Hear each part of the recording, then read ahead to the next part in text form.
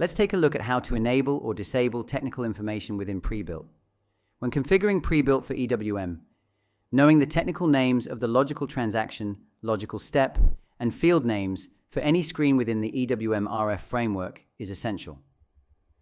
To have this feature enabled, the user must maintain the parameter id/scwm/rf_tech_title with value X to their SAP user maintenance. Once maintained, the information icon, located in the top right corner of the screen, can be selected to display further technical details. When selected, it will display three sections.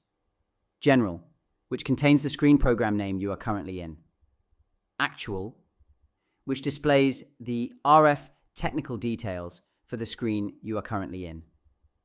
And for configuration, which displays the pre-built configuration details for the screen you are currently in. This helps identify exactly which entries need to be configured within the pre-built framework.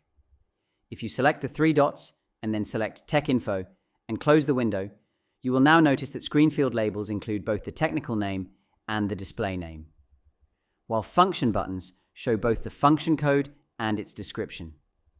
Technical details can be switched on or off at any time using the technical information icon in the header menu.